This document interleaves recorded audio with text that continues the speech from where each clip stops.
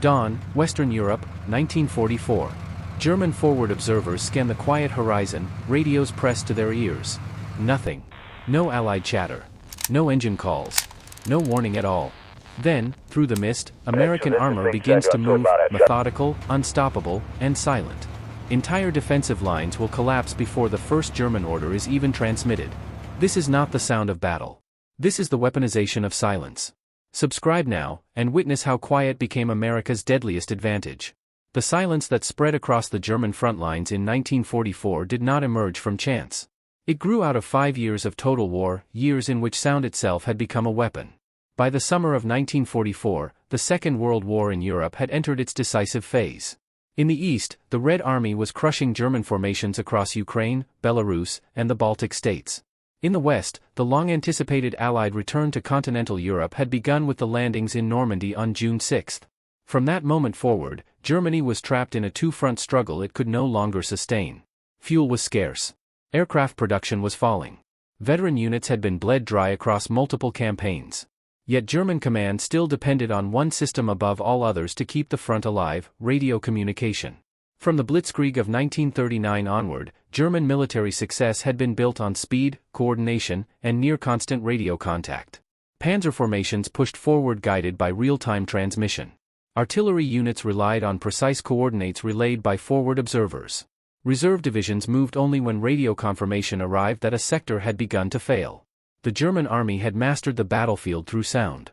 But by 1944, Allied control of the air had transformed the battlefield into an electronic trap. American and British aircraft destroyed German telephone lines daily. Signal interception units tracked German radio traffic with growing precision.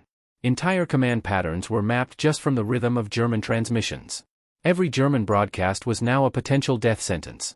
The Germans adapted by using shorter transmissions, changing frequencies, and relying more heavily on landlines.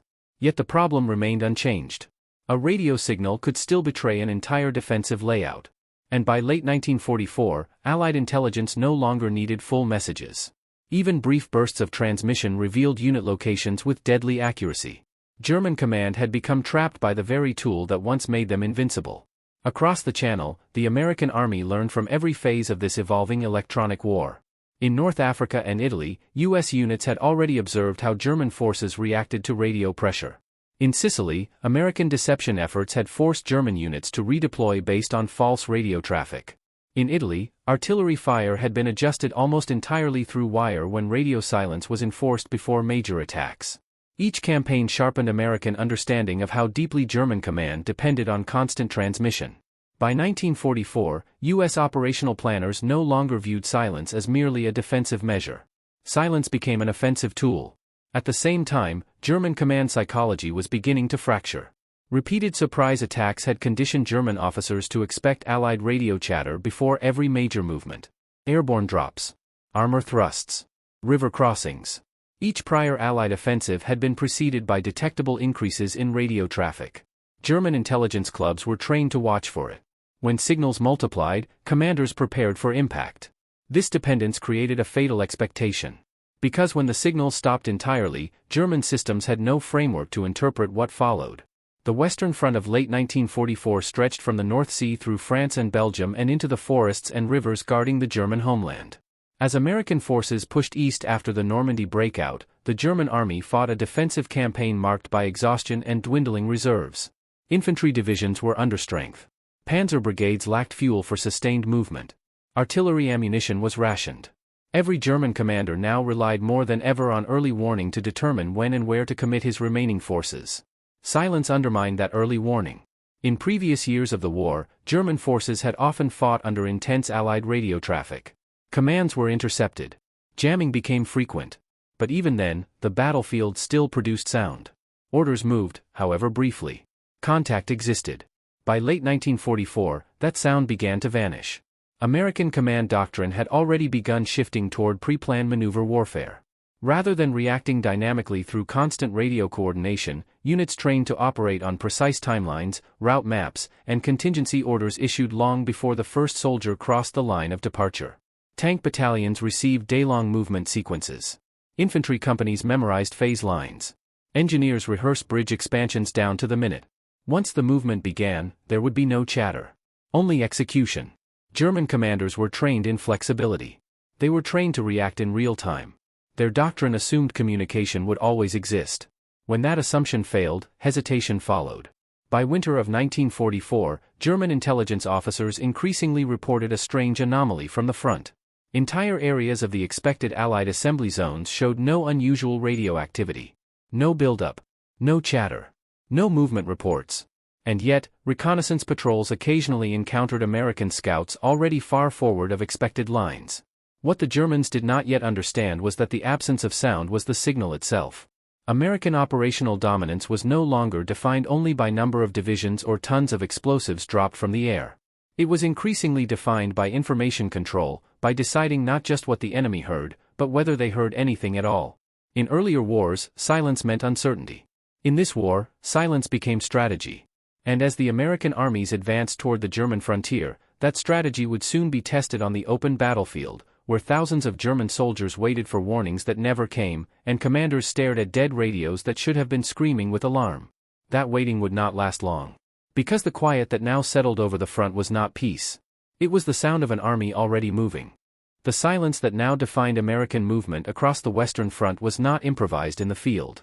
It was engineered through years of doctrine, discipline, and technical evolution inside the U.S. Army's vast communications network. At the center of this transformation stood the U.S. Army Signal Corps. Before the war, American military planners had already recognized that modern combat would be decided as much by information as by firepower. Radios were powerful, but they were also vulnerable. Every transmission could be intercepted. Every frequency could be triangulated. By 1942, the Signal Corps began to restructure its entire battlefield philosophy around this reality. The solution was not to abandon radios. It was to control them absolutely. Across training camps in the United States and later in Britain, American units learned to treat radio silence as a combat maneuver rather than a safety precaution. Infantry battalions memorized movement schedules. Tank crews rehearsed route plans until they could execute them without verbal guidance. Engineers drilled bridge construction under simulated blackout conditions. Entire command posts practiced issuing full operational orders hours before movement, knowing that once the advance began, no voice would follow. Even company commanders learned to fight without speaking. Wire communications became the backbone of this system. Miles of telephone cable followed every advancing division. Signal teams moved under fire to splice shattered lines in mud, shell holes, and forest undergrowth. Unlike radio, wire left no electromagnetic footprint. It could not be detected from the air. It could not be intercepted from behind enemy lines. For the German intelligence units scanning the battlefield, wire-based communication created empty space, no sound, no signal, no warning. Encryption added another layer of dominance. When radios were used, American systems employed constantly changing codes, short transmission bursts, and strict message discipline. Time on air was measured in seconds. Operators were trained to abort transmissions if they exceeded exact limits. By 1944, American code security was so tight that intercepted signals often revealed nothing beyond the fact that a unit existed somewhere in the distance. But silence was not only technical. It was behavioral. American training stressed restraint. Radios were not to be used for reassurance. They were not to replace planning. They were only to be used when doctrine demanded it. Units that violated silence faced harsh discipline. Commanders reinforced the rule relentlessly: if movement could be completed without speech, it must be completed without speech. This discipline reshaped the rhythm of American operations. Instead of reacting to the battlefield minute by minute, American units advanced in synchronized waves guided by predetermined time windows. Infantry cleared one zone as tanks moved through another. Artillery fire lifted on fixed schedules. Engineers opened routes in silence while armor flowed forward behind them. Each component moved independently yet cohesively, bound not by real-time communication but by earlier synchronization. To German commanders trained to detect motion through sound, this operating style was invisible. German intelligence organizations remained fixated on radio interception. Their models for predicting Allied attacks relied on increases in transmission density. They assumed that preparation always produced noise. What they failed to grasp was that American planning now absorbed noise into the preparation phase itself, long before the Germans were even listening. By the time silence fell across the front, the American army was already assembled. Deception further hardened this illusion. While frontline units maintained radio silence, distant formations deliberately generated false transmission spikes. Dummy networks mimicked the activity of armored divisions that did not exist. Entire spectral shadows were created across German listening stations. Commanders prepared for attacks in the wrong places, while the real blow assembled where no signals appeared at all. This method was not confined to one division or one battle. It spread across corps-level and army-level operations. By late 1944, American radio doctrine no longer served primarily to command forces. It served to misdirect the enemy. On the ground, the human toll of this transition was severe. Wire teams moved without protection across contested terrain. Operators worked exposed under shellfire to keep command lines intact. When a cable was severed, movement stopped until it was restored. Radios remained silent even when danger surged. The discipline demanded patience under chaos. Yet that patience bought something unprecedented. For the first time in the war, large mechanized formations could advance without announcing their existence to the enemy. German commanders, still bound to real-time reaction, relied on sound to signal danger. They relied on chatter to confirm movement. They relied on interception to guide counterattack timing. When those signals vanished, their mental map of the battlefield began to dissolve. What appeared to them as quiet was, in fact, the densest planning activity the American army had ever executed. And as American divisions quietly assumed their attack positions under fog, rain, and darkness, a historic reversal of battlefield logic took shape. The side that once dominated the airwaves would now be blinded by their absence. The German command system was listening for an enemy that no longer announced itself. And the moment silence hardened into movement, the consequences would unfold with devastating speed. The advance did not begin with artillery thunder. It did not erupt with radio warnings or flare-marked signals. It began in darkness, under cloud cover, through mist, across fields and forests where sound carried too far and too easily betrayed intent. American movement orders had already been issued hours earlier. Routes were fixed. Time windows were locked. Every platoon commander carried the same silent clock in his head. When the moment arrived, units stepped forward without a word. Infantry moved first. Boots sank into wet soil as riflemen crossed line of departure markers that only they knew existed. No voices rose above the wind. Hand signals replaced spoken commands. Squad leaders tapped shoulders. Point men scanned hedgerows and tree lanes where German observation posts might be hidden. Behind them, heavy weapons teams followed at measured intervals, spacing precise enough to prevent a single artillery burst from cutting through an entire formation at once. Farther back, engineers advanced along pre-cleared axes. Mines were lifted by hand. Wire rollers unwound fresh communication lines through ditches and shell craters. Every connection they laid extended the unseen nervous system that guided the advance. When a cable snagged or broke, it was repaired in silence under flash-covered ponchos. Radios remained still at their sides. Behind the infantry, armor began to move. Tank engines were kept at low throttle until the last possible moment. Clutches engaged smoothly. Tracks rolled forward through prepared lanes cut earlier by reconnaissance teams. Each tank commander knew exactly which road junction, which tree line gap, which crossroads he would reach at which minute. There would be no call for correction. No request for confirmation. The advance depended entirely on execution. On the German side of the front, forward observers listened. Observation posts had been positioned along ridgelines, inside church towers, across farmhouses overlooking likely approach routes. Their task was to hear the Americans before they saw them. For years, this had worked. Engines carried sound. Radios leaked chatter. Artillery registration bursts exposed assembly zones. German officers learned to read battlefields through noise. Now, the battlefield was mute. Listening stations reported nothing. Intercept teams detected no surge in Allied frequencies. Scout units sent back routine patrol reports indicating no unusual activity. German commanders assumed the Americans were regrouping, perhaps still reorganizing after earlier advances, perhaps waiting for air support. The silence was interpreted not as threat, but as delay. Yet deep inside the fog, American formations were already crossing into the spaces the Germans believed to be empty. By the time the first light of morning began to thin the mist, American infantry had moved into positions that German defensive maps still marked as uncontested. Machine guns were emplaced in hedgerow gaps. Anti-tank teams occupied the edges of forest corridors. Mortar crews unlimbered in the shadow of embankments. Entire battalion fronts now existed where German intelligence still believed only open ground remained. German forward units began to notice subtle signs. A patrol failed to return on schedule. A wire line went dead between two outposts.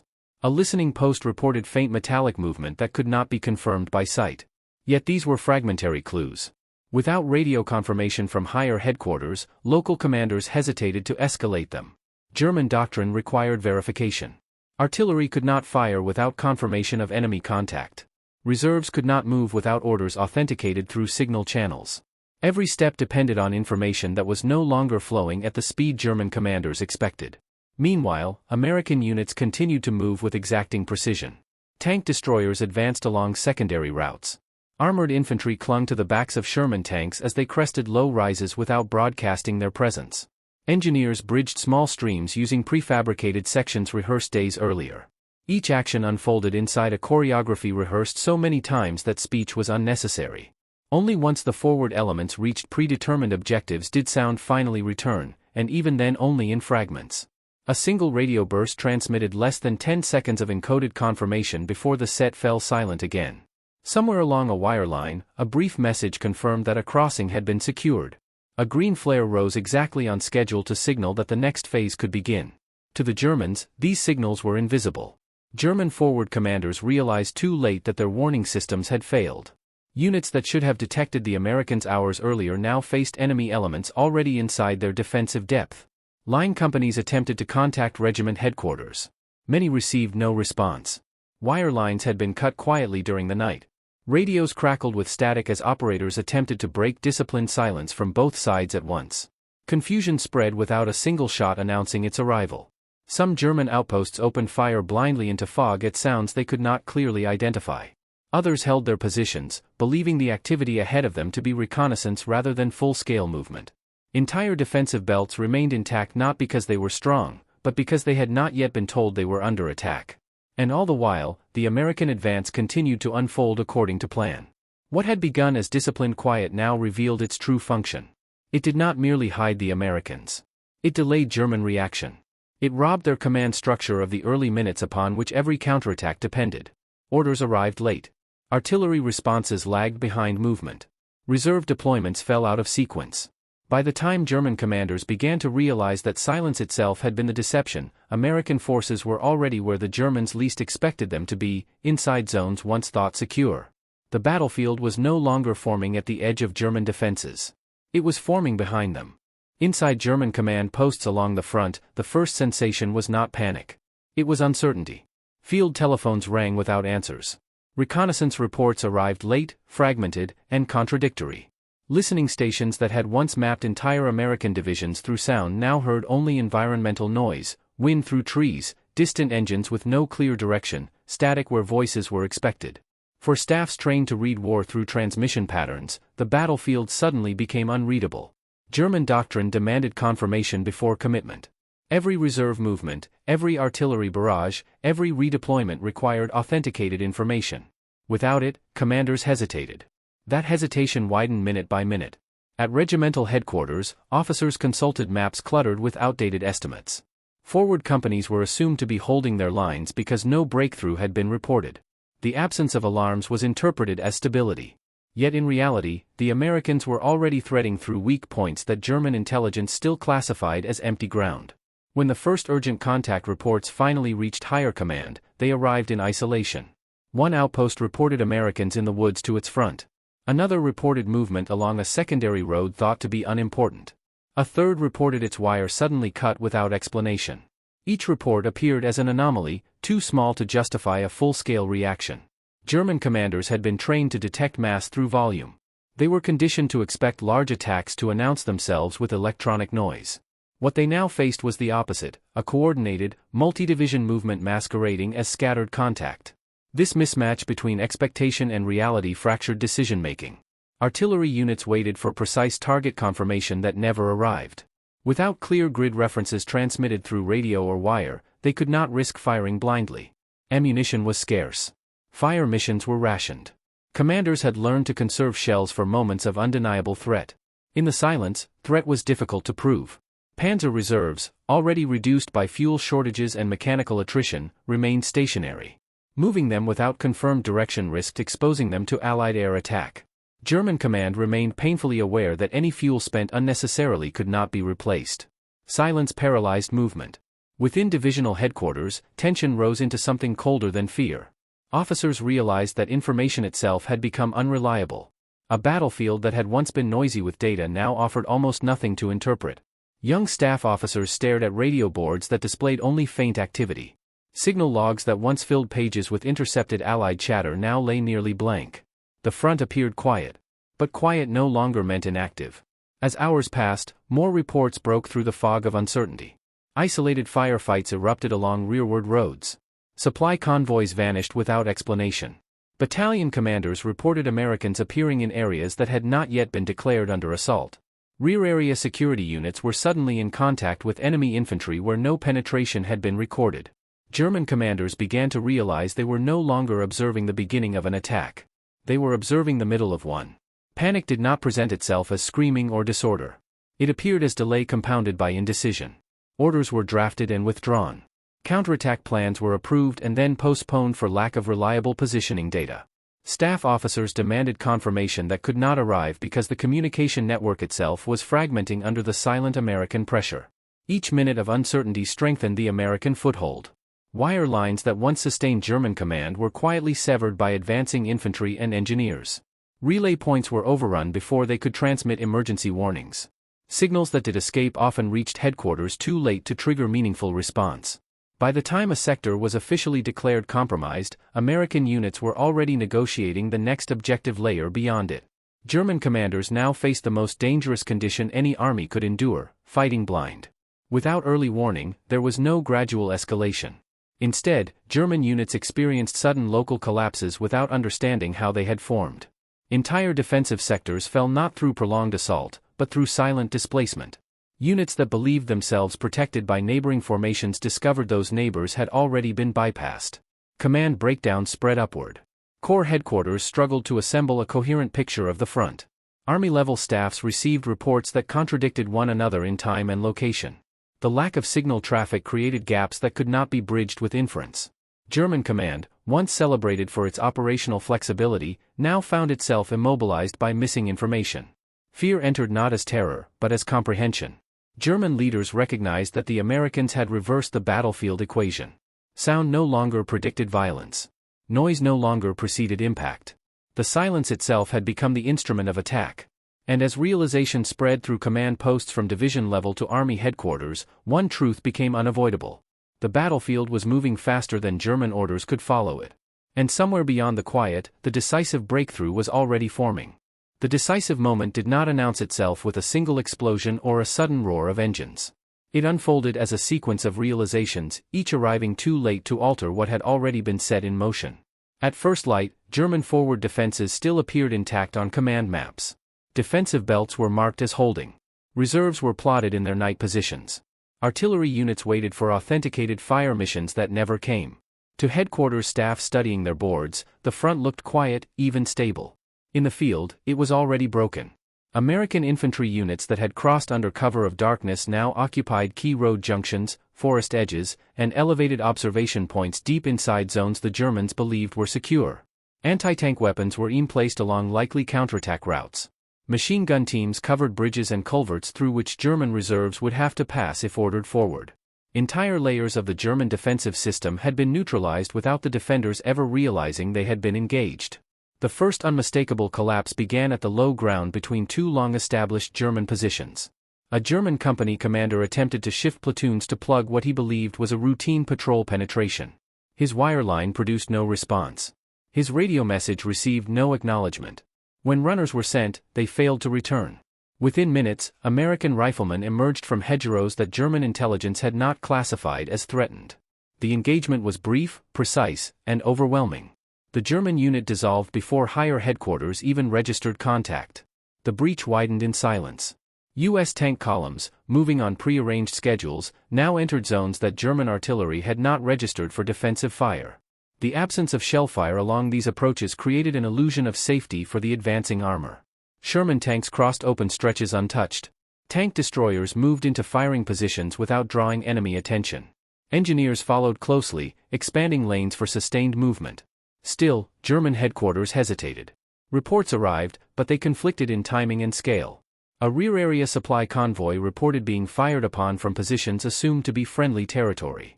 A communications detachment vanished along a road that maps still showed as behind the line. A battalion finally transmitted that enemy forces were operating inside its rear boundary, yet it could not specify how they had arrived there. The Germans now understood penetration had occurred. What they did not yet understand was how complete it already was. By the time orders were issued to commit armored reserves, American units had already seized the routing arteries those reserves required. Tank battalions advanced along secondary roads that German planners had considered unsuitable for large-scale movement. Engineers reinforced weak bridges overnight using prefabricated sections rehearsed days earlier. When German panzer units attempted to move, they found their forward routes already controlled by American anti-tank screens. The American advance now accelerated. Infantry units pushed outward from their silent lodgements, linking pockets into continuous fronts. Mortar fire opened suddenly, not as preparation but as confirmation. Artillery followed fixed fire plans issued long before the first soldier crossed the line of departure. The battlefield that Germans believed was dormant erupted all at once, yet even this eruption obeyed a rhythm the Germans could not immediately interpret. German counterattacks formed late and without coordination. Panzer elements advanced without infantry support. Infantry units advanced without armor cover. Artillery fired without precise observation. Each component moved according to fragments of information that no longer matched the actual battlefield. Air support could not be summoned in time. Fuel constraints limited maneuver. Ammunition shortages restricted sustained resistance. The Germans were now responding to a battlefield the Americans had already passed through. As American armor surged forward, entire defensive sectors folded inward. Forward German units found themselves isolated without retreat routes. Rear echelons discovered their supply corridors cut. Command posts rapidly became frontline positions without having shifted at all. Communications infrastructure collapsed in layers.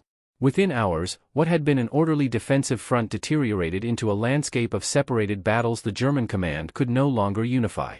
The collapse was not dramatic. It was methodical.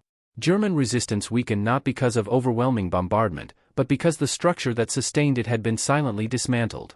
Units held their ground until they were surrounded. Positions were maintained until ammunition ran out. Officers waited for orders that never arrived. Some fought until forced to surrender. Others withdrew blindly in the absence of guidance, walking directly into American blocking positions established hours earlier. The crucial realization reached German headquarters in fragments. By midday, it became clear that multiple American divisions were already advancing beyond the original defensive framework. Reserve deployments had failed. Artillery reactions had missed their windows. Command synchronization had been lost at every level. Silence had robbed them not only of awareness, but of time. For the first time since the opening of the Western Front, German commanders confronted an enemy that no longer signaled its intention through sound or buildup. The Americans had detached violence from warning. By the time warning arrived, violence was already behind it. American forces now occupied terrain German staff still believed was contested. Armored spearheads pushed through interior zones previously reserved for second-line German units. Supply columns followed protected by advancing infantry. Engineers opened fresh routes to sustain the momentum. A breakthrough originally conceived as a penetration had matured into a flowing advance. The German front no longer bent. It fractured. As night fell, German commanders finally assembled a clearer picture of the disaster. Maps were rapidly redrawn. Emergency measures were authorized. Remaining reserves were ordered forward in desperate efforts to stabilize collapsing sectors. But now the rhythm of the battle belonged wholly to the Americans. What had begun in absolute silence had become a sustained movement that could no longer be silenced by reaction. The Americans had not simply breached a line. They had broken the German system of seeing the battlefield itself. And with that blindness fully exposed, the consequences would now race far beyond the first shattered defenses, into the strategic heart of Germany's remaining Western Front. By the time the full scope of the breakthrough emerged, the front no longer resembled a line at all. It had become a series of widening gaps, corridors of movement pushed open by an advance that had arrived before it was understood. American units exploited those corridors with speed and deliberation.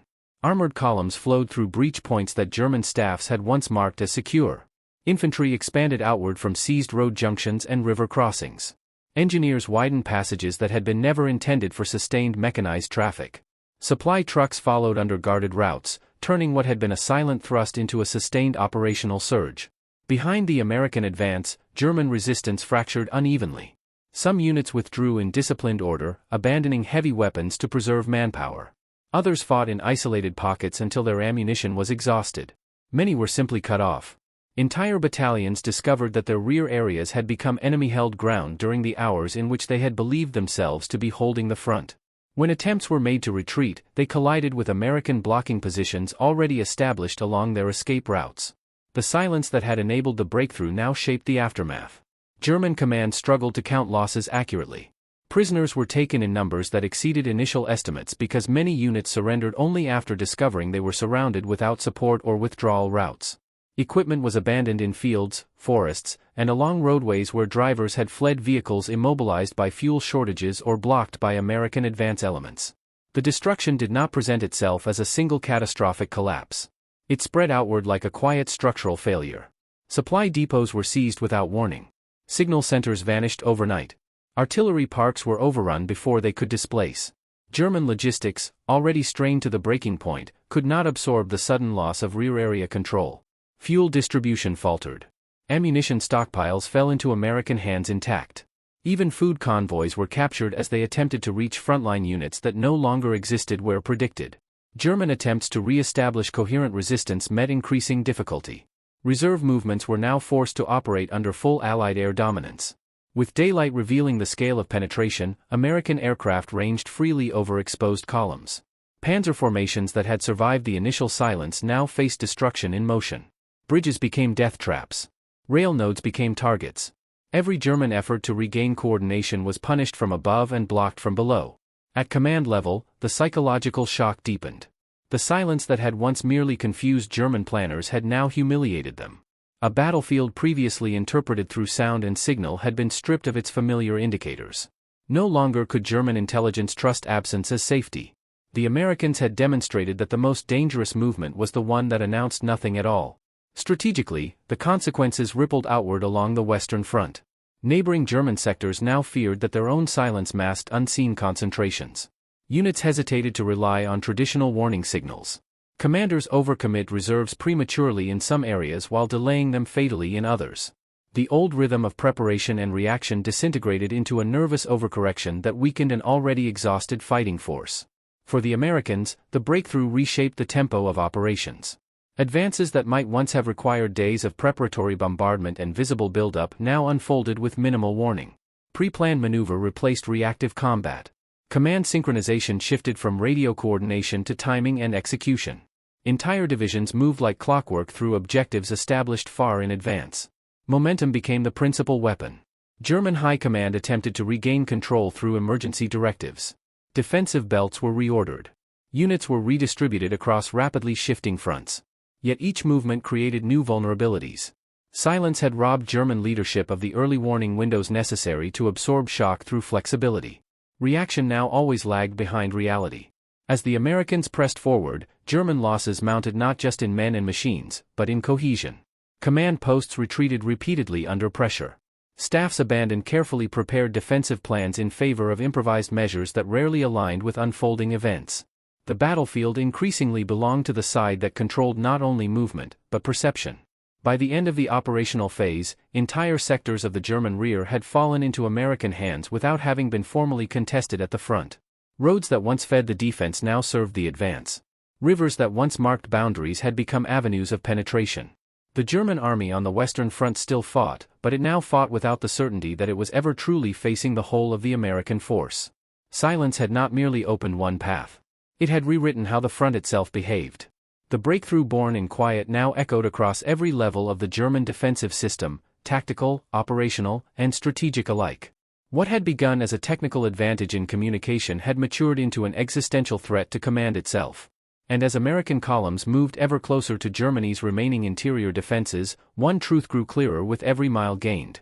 The war in the West was no longer turning on firepower alone. It was turning on who controlled what could be known. When the battlefield finally quieted, what remained was not simply captured ground or shattered formations. What remained was proof that modern war had crossed an invisible threshold. For centuries, armies had searched for advantage through mass, speed, and fire. By 1944, the American advance conducted in total radio silence revealed that control of information, especially the denial of it, had become just as decisive as guns and armor. The absence of sound had rewritten the logic of warning and reaction. German commanders had not been defeated because their defenses were weak. They had been defeated because their ability to perceive the battlefield had been taken from them. Silence became the weapon they could not counter. The breakthrough demonstrated a deeper shift in how American forces waged war. It showed a military that no longer relied solely on brute force or reactive coordination, but on precision planning, disciplined execution, and absolute command of time and perception. Movement no longer waited for confirmation. It unfolded according to design. The battlefield was shaped in advance, not negotiated in the moment. For the German army, the realization was devastating. A command system built on rapid transmission and flexible response now faced an opponent who had learned to fight without announcing himself. The illusion of control dissolved. The familiar signals that once defined certainty vanished. In their place rose unpredictability, silent, methodical, and relentless. This was not merely a tactical defeat. It was a psychological one. From that point forward, German commanders could never again trust quiet as calm. Every empty frequency, every unbroken wire, every silent horizon now carried the possibility of hidden movement. Fear no longer required explosions to be born. It grew in the absence of sound. For the United States, the lesson endured beyond the war itself. The principles forged in that quiet advance, pre-planning, communication discipline, deception, and information dominance, would become foundations of post-war military doctrine. Later generations would refine them through digital networks and satellite surveillance. But their origins lay in a muddy, fog-shrouded battlefield where men learned that silence could command armies. The events surrounding that advance did more than accelerate the collapse of the German defensive system. They marked a transition in warfare itself, from a contest of noise and fire into a contest of perception and control. What the German commanders faced in that silent moment was not simply an enemy they could not hear. They faced the future of war. And in that future, the loudest victory belonged not to the side that made the most noise, but to the side that moved when no one was listening.